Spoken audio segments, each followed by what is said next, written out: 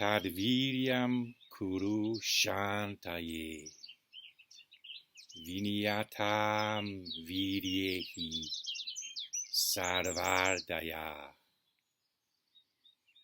So make an effort in pursuit of peace, for assuredly in effort lies all growth. That's the final line of perhaps the most important canto of the 18 cantos of Saundarananda, which is Canto 16, in which the Buddha elucidates the Four Noble Truths and how to practice in light of the Four Noble Truths. And that line also kind of concludes the rather fancy verses we've been studying in the Shikarini meter. 3 of those verses end Canto 14 about separateness or seclusion, and then 3 verses end Canto 15 with the gold mining metaphor. A metaphor for how a yogachara, a practitioner, goes about practicing so as to soften the mind, or so as to lead the mind in the direction of peace, and on that basis to direct the mind among the powers of knowing, which what that means is elucidated in Canto 16. The powers of the 6th of the 6 powers of knowing is the power through bhavana, through letting happen, through the practice of letting happen, through the practice of cultivating, how to cleanse the mind, how to free the mind from harms. Having given up a non-empty conception of the mind, then the mind is softened, amenable to be guided in the direction of freedom from harms, dosha, or freedom from pollutants, asrava. So at the end of Canto 16, there's another 3 verses in which the Buddha just encourages Nanda to make an effort in that direction. And then there's another verse at the very end of the Canto 16 in an even longer meter, which I find it difficult to memorize, except that it seems like almost like the last line that I just recited. It's almost as if the meter was designed for that line.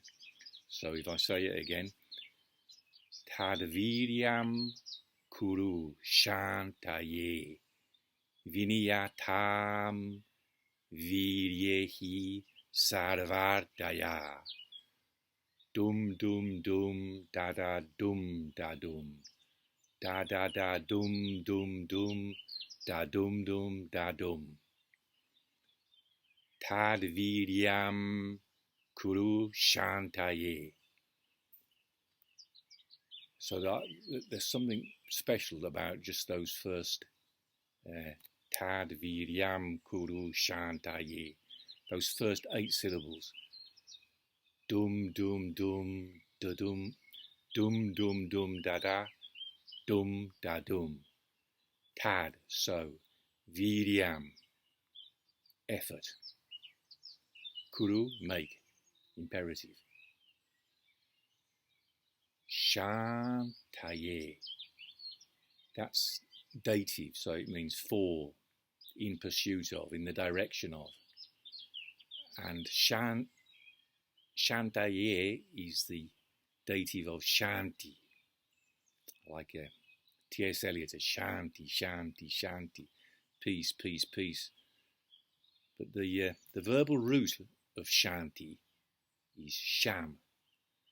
So the past participle of sham is shanta, which means pacified or softened. So the gold mining metaphor alerted us to that meaning of sham, which means, so the causative shamayati means, ostensibly it means he pacified, he calmed the mind.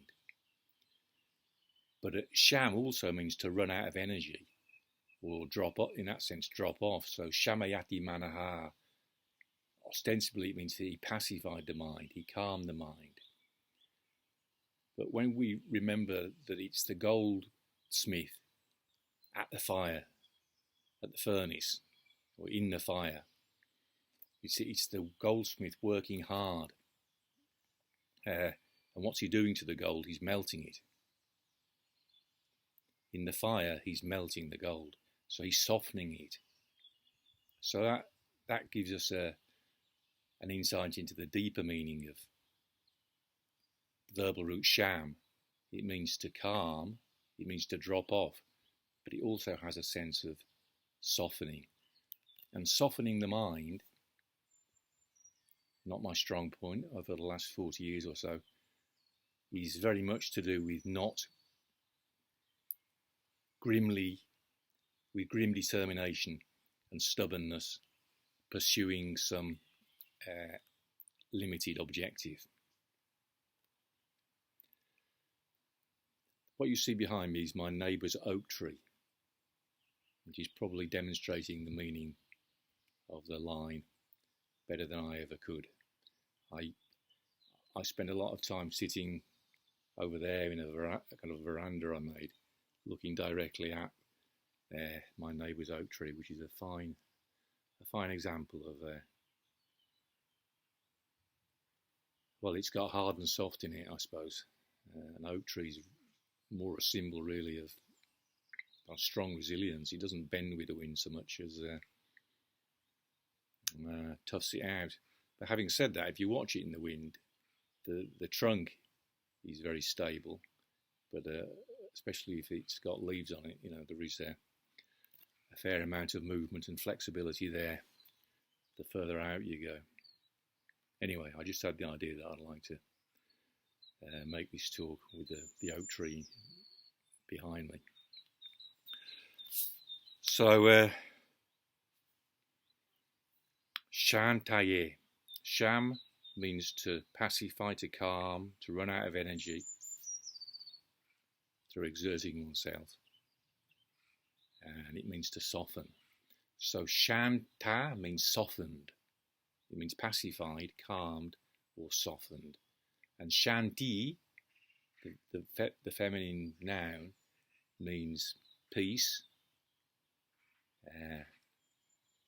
But we can also understand it as it softening. So śāntaye, in the direction of softening, which is a slightly kind of emptier way of expressing. If we say in pursuit of peace, it kind of invites the kind of irony of it's somewhat like UN peacekeepers, who's, when one understands that the original agenda behind the UN was a kind of a globalist divide and conquer agenda, to establish a one world government. The peacekeeper is a very much an ironic label for UN, the UN army, and in pursuit of peace is a similarly kind of ironic thing. If we pursue peace, if we think of peace as in a non-empty way, as an objective to be kind of grasped at all costs, then we're unlikely to soften in pursuit of it. So śāntaye, in pursuit of peace or in the direction of softening. Tad vīryam, so tad vīryam, effort, kuru, make. Śāntaye, so make an effort in pursuit of peace. Viniyataṁ, that just means the same as viniyataṁ that we looked at in an earlier verse. Just means assuredly, without doubt. Vīrye is locative, so in effort. He, for.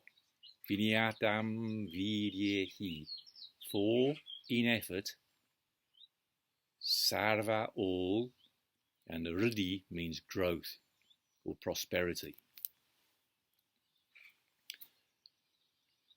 So rddhayaḥ is plural.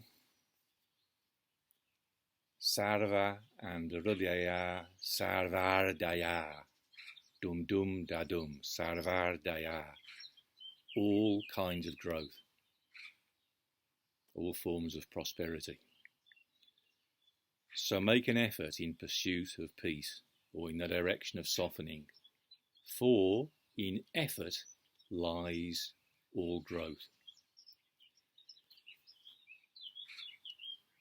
So that last line, it finishes it nicely rounds off the 4 lines, the 4 padas of the last verse in Canto 16. But it also nicely rounds off the conclusions to Canto 14, 15 and 16.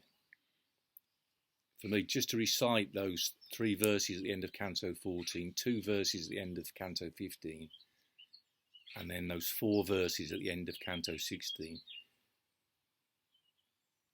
that's 3 in the Shikarini meter at the end of Canto 14, 2 in the Shikarini meter at the end of Canto 15, then 3 in the Shikarini meter, which is a long 17 syllable meter at the end of Canto 16. Then the final verse in the canto is in this atidhṛti meter, 19 syllables, which are kind of a challenge for me to remember, except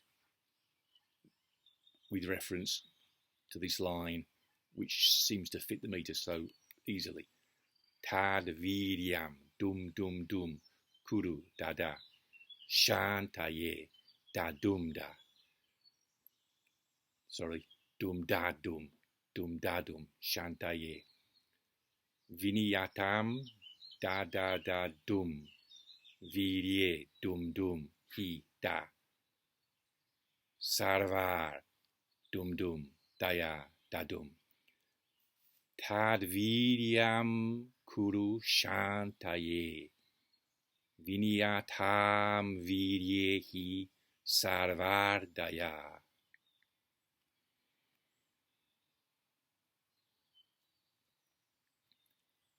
So the 3 verses at the end of Canto 14 are emphasizing practicing in seclusion. No people around, just by the forest, enjoying oneself, going around enjoying oneself, drinking the waters of grace, including being able to look at a tree like that, listening to the birds singing. You can see my compost heap there. The compost, which I've just recently been renovating, having got a new drill.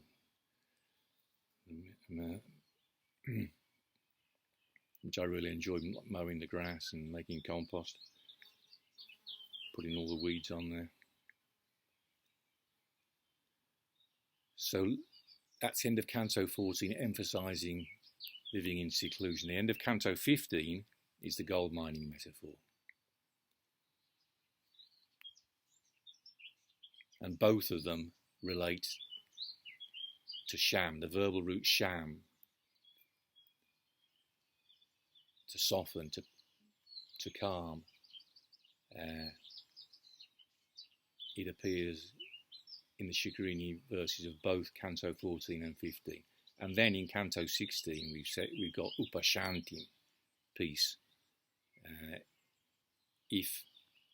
If one leaves home, but in the freedom of leaving home, one finds no peace, it's because we didn't make the proper effort. So effort, nipunam, should be skillful, clever, intelligent. not a gross, not like hard, unskilled labour. It's more like the effort of the goldsmith, the skilled craftsman. So those are the themes: separateness.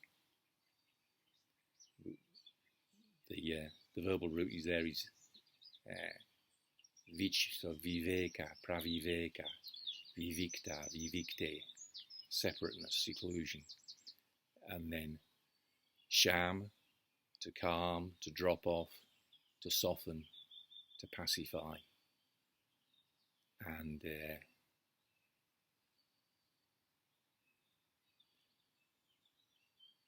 to make an effort, vīrya.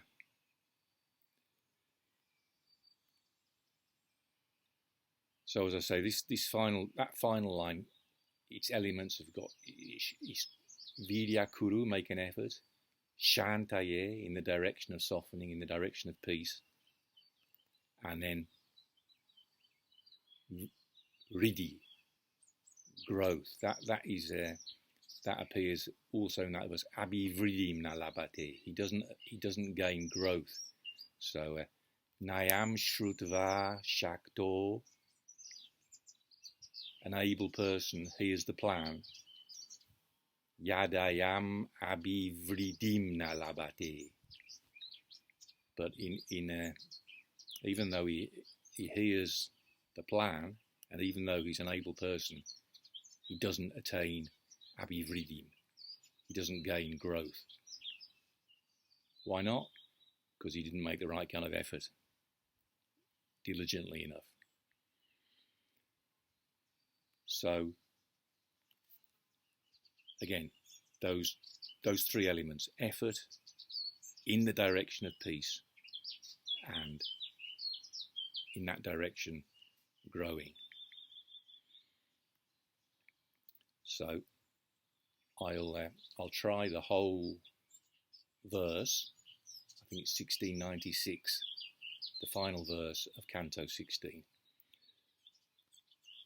in which the Buddha has concluded the canto by encouraging Nanda to make an effort, like the farmer, like the diver, and like the person in pursuit of sovereignty, ostensibly the political sovereignty of a king, but in the hidden meaning, the kind of sovereignty which the Buddha realised under the Bodhi tree, sovereignty over the empty self.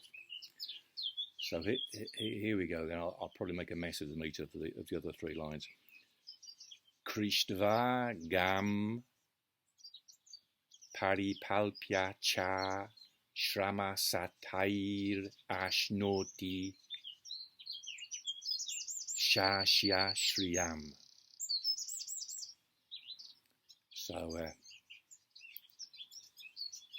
kṛṣṭvā, ploughing, gam, the earth, paripālya, having protected, so having ploughed the earth and protected it, cha, and śrama, effort, pains, shata means 100, so śrama-śatair, instrumental plural, with 100 efforts, with great pains.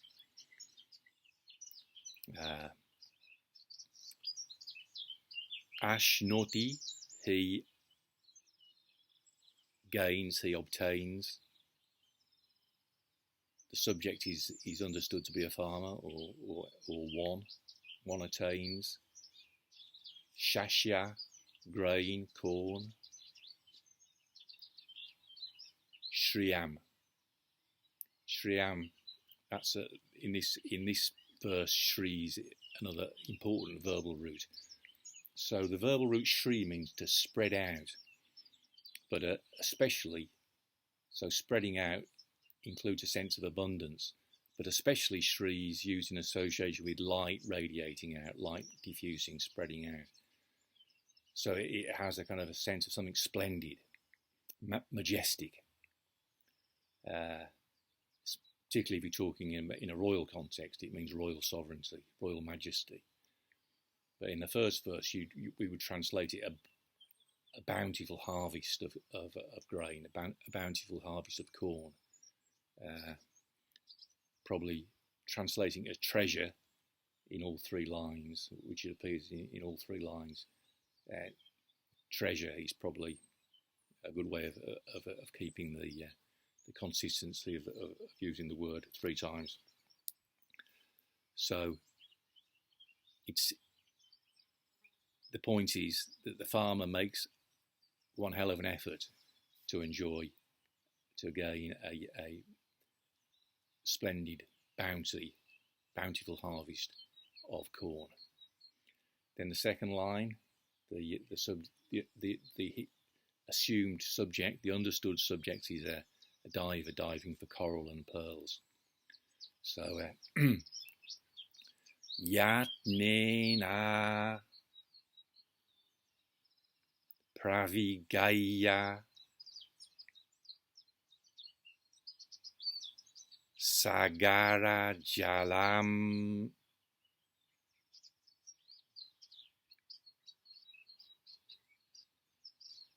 ratna-śriyā krīḍati. So yatnena means with yatna, with effort, with exertion. An exertion of holding the breath primarily, I suppose.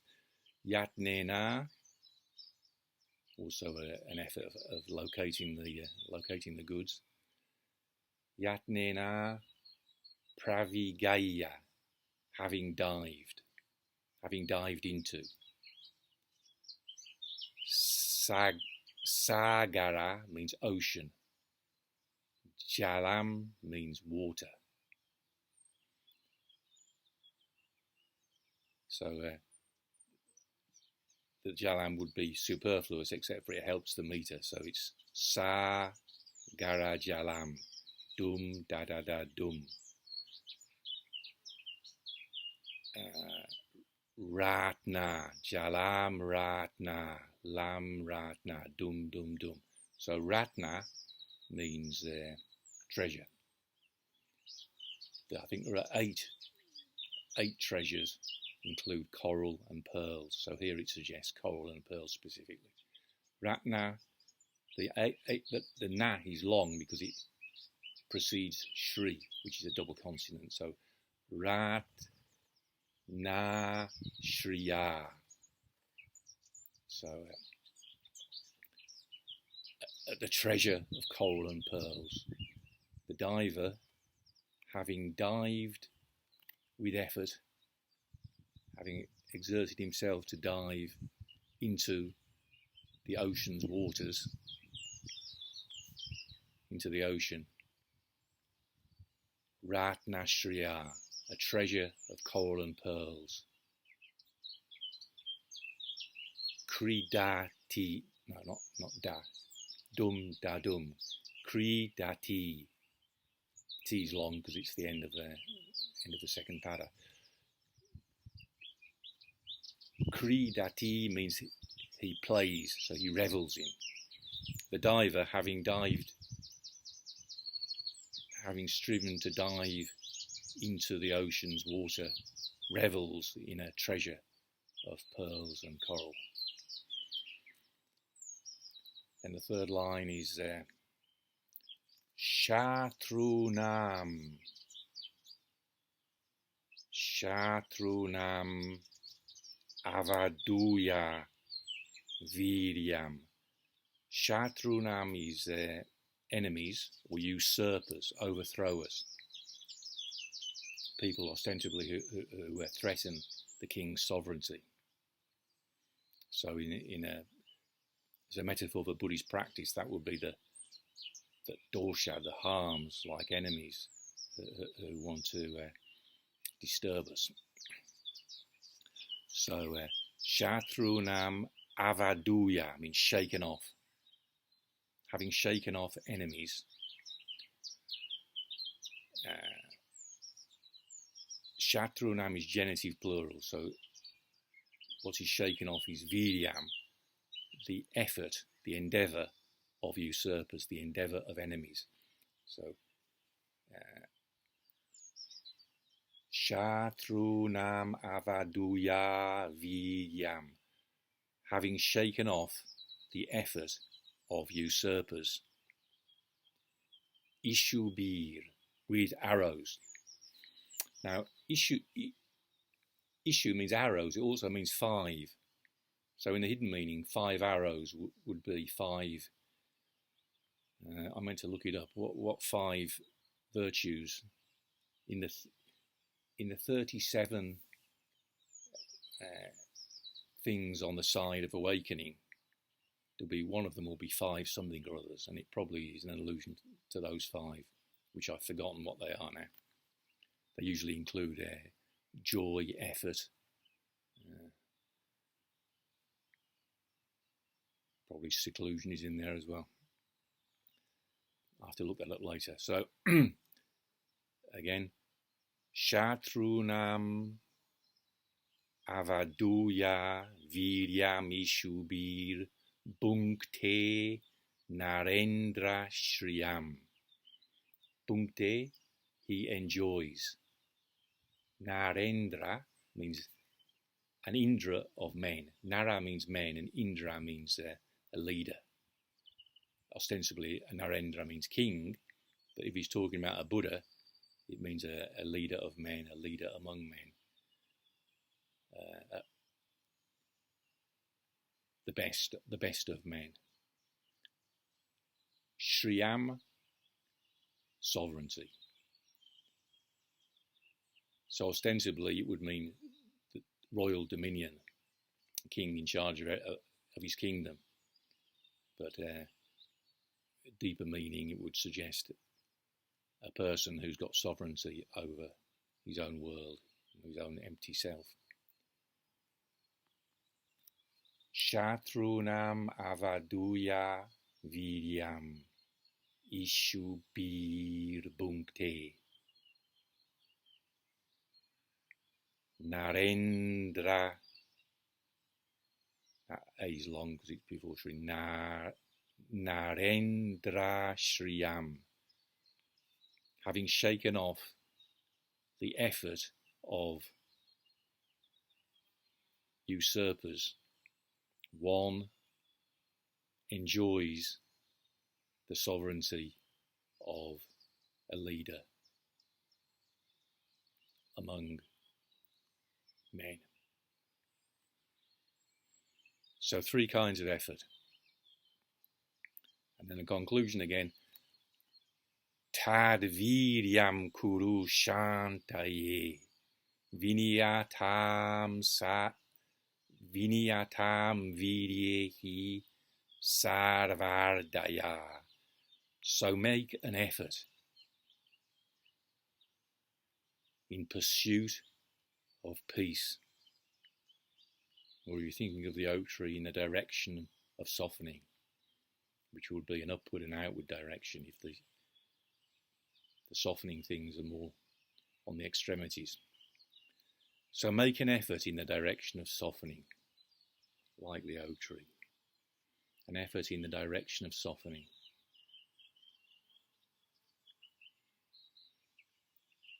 Viniyataṁ, no doubt about it. Doubt is not a virtue.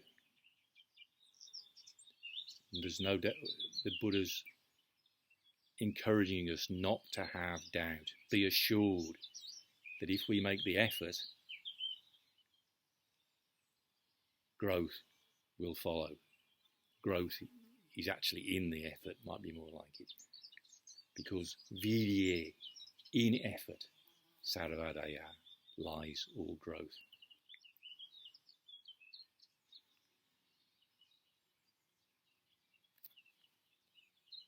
Tad vīryam kuru śāntaye viniyataṁ vīrye sarva-rddhayaḥ.